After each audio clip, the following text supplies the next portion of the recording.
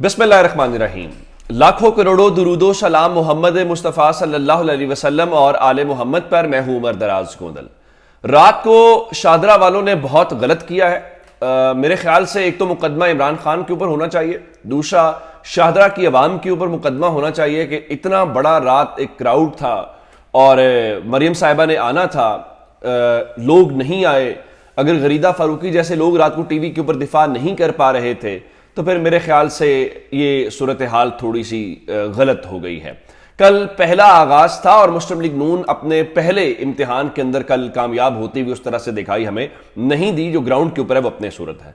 लेकिन अब जो लाहौर वालों ने किया है, लोग ये बता रहे हैं कि चूंकि मुस्लिम लीग नून जलसों की बुनियाद के ऊपर अवाम का रिएक्शन और टेस्टर लगा रही है और इसका मतलब बहुत वाज़ेह है कि अगर यही सूरत हाल अगले जलसे में रही तो फिर आप भूल जाएं कि 21 अक्टूबर को नवाज शरीफ जो है वो वापसी की कोशिश करेंगे। आज 2 अक्टूबर हो गई है, 19वें दिन उन्हें पाकिस्तान आने का ऐलान उन्होंने कर रखा है और मैं आपको बताना ये चाहता हूं कि प्लान्स चौपट होते हुए नजर आ रहे हैं। रात को मरियम साहिबा जब उन्होंने अपनी तकरीर मुख्तसर की और वहां से रवाना हुई तो उस वक्त ही अंदाजा हो गया था कि वो ज़ाहिर है इसके ऊपर कोई ज़्यादा खुश नहीं है। अदरवाइज 8 बजे शुरू होने वाला जलसा 8:30 कैसे इख्तिताम पजीर हो सकता है, ये खुद एक कहानी थी।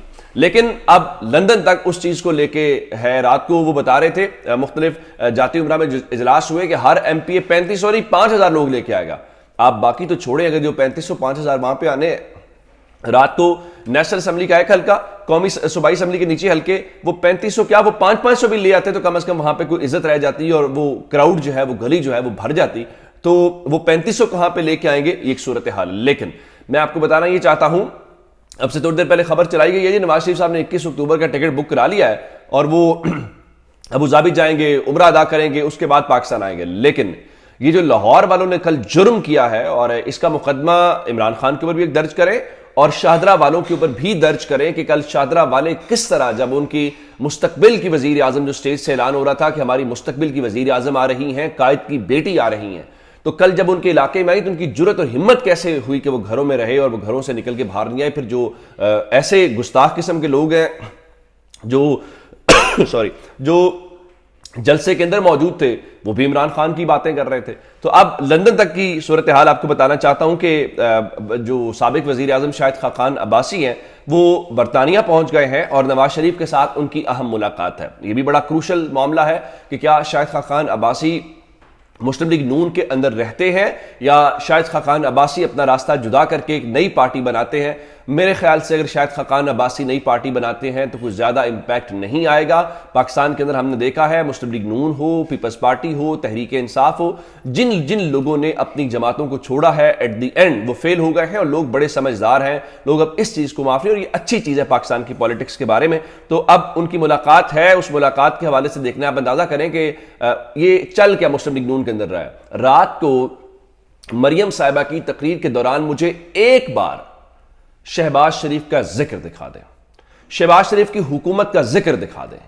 यानी मुस्लिम लीग नून खुद जिस वजीर आजम की कारकर्दगी को ऑन नहीं करती, वो लोगों को कहते हैं कि 16 महीने जो हमने आपके साथ किया है वो इस काबिल भी नहीं है उसका जिक्र कर सके, उसकी बात कर सके, तो आप उसको भूल जाएं। क्यों भूल जाएं? नहीं जी, वो तो अब नवाज शरीफ के दौर में वापस चल जाए। पिछले 16 महीने की हुकूमत का जवाब किसने देना है, आप उससे अंदाजा लगा लीजिए। अब नवाज शरीफ तो अपनी जगह के ऊपर हैं और प्लान चौपट होते हुए इस तरह दिखाई दे रहे हैं। मिसाल के तौर के ऊपर रात को वो टीवी शो के अंदर बैठ के किसी ने कहा, देखिए मुस्तफा नवाज खोकर ने, कि ये वाज़े तौर पे नजर आ रहा है कि जब तक एक पार्टी की मकबूलियत खत्म नहीं होती तब तक इलेक्शन नहीं होंगी। और वो मकबूलियत किसकी है? वो मकबूलियत ज़ाहिर है पाकिस्तान तहरीक इंसाफ की है और आपने उसको किसी तौर पे भी जो खत्म है वो करते हुए दिखाई नहीं दे रहे। और उसमें मैं आपको एक बात बताना चाहता हूं कि कल फजल रहमान साहब जो है वो कह रहे थे, देखिए जनवरी में इलेक्शन नहीं होना चाहिए, वो शुमाली इलाका जात के लोग जो है वो वोट नहीं डाल सकते। तो भाई 2007-8 में आपने जनवरी में इलेक्शन कैसे रख लिया था? फिर वो फरमाने लगे, देखिए इलेक्शन मसला नहीं है, देखना यह है कि मुल्क को कैसे बरकरार रखा जाए। अगर इलेक्शन मसला नहीं है तो फिर आपको चाहिए था कि अप्रैल 2022 के अंदर हुकूमत न गिराते और मईशत को संभलने देते, मुल्क को संभलने देते और इलेक्शन अपने टाइम के ऊपर होने देते। अब इन्होंने कहा कि हम इलेक्शन में जाना चाहते हैं, हुकूमत गिराई, अब इलेक्शन से भी भागते हैं। आखिर कब तक, कितना भागेंगे, ये बड़ा एक अहम मामला है। और मेरे ख्याल से अवाम इस वक्त तपे हुए हैं और ये अवाम का किसी भी तौर पर सामना करने को तैयार दिखाई नहीं देते। دوسرا جو اہم معاملہ ہے وہ آج اسلام آباد سے بڑے فیصلے ہیں، سائفر والا ہے، دوسرا نکاح والا کیس ہے جس کے اوپر عمران خان کے حوالے سے جج صاحب نے آج حکم دے رکھا ہے ان کو 2 اکتوبر کو ہر صورت پیش کرے۔ پچھلی پیشی کے اوپر بھی ان کو پیش نہیں کیا گیا تھا اور آج پھر ابھی تک ان کو اسلام آباد کے اندر پیش نہیں کیا گیا، تو دیکھنا یہ ہے کہ کیا ان کو آج پیش کیا جاتا ہے، ظاہر ہے اس کا امکان ہے کہ ان کو پیش نہیں کیا جائے گا۔ دوسرا امپورٹنٹ معاملہ ہے سائفر والا۔ ایک تو عمران خان نے سائفر کے حوالے سے ایک درخواست دائر کی اور کہا دیکھیے میرے حوالے سے جو آپ نے آفیشیل سیکرٹ ایکٹ عدالت کو کہا ہے، جو چالان آیا ہے میرے بارے میں، تو وہ چالان مجھے دیا جائے اور مجھے اس کی کاپی جو ہے وہ فراہم کی جائے۔ اس کے بعد اگلا معاملہ یہ ہے کہ سائفر کو لے کے اور ان کیمرہ سماعت کو لے کے اسلام آباد ہائی کورٹ کے اندر اس وقت سماعت چل رہی ہے، اور اندازہ کریں کہ عمران خان کی سماعت کے اوپر معاملہ نہیں چل رہا، اصل معاملہ یہ ہے کہ جی ان کیمرہ سماعت کی جائے، اور جو ان کیمرہ سماعت ہے اس کو لے کے وکیل سلمان صفدر نے فی الحال تو اس چیز کے بخیے ادھیڑے ہیں۔ ان کا دیکھیے یہ کہتے ہیں کہ جناب وہ سماعت ان کیمرہ کریں۔ بھائی کس چیز کی ان کیمرہ سماعت کرنی ہے جب عمران خان کے اوپر مقدمہ ہی یہ ہے کہ انہوں نے سائفر کو پبلک کر دیا ہے؟ اگر سائفر کو پبلک کر دیا ہے تو اس میں خفیہ پیچھے کیا بچ گیا ہے؟ جب ایک چیز کا مقدمہ یہ ہے تو پھر اب پبلک ایک چیز آ گئی ہے جو آپ ایک لحاظ سے ایکنالج کر رہے ہیں کہ سائفر درست ہے، اس کا کنٹینٹ درست ہے۔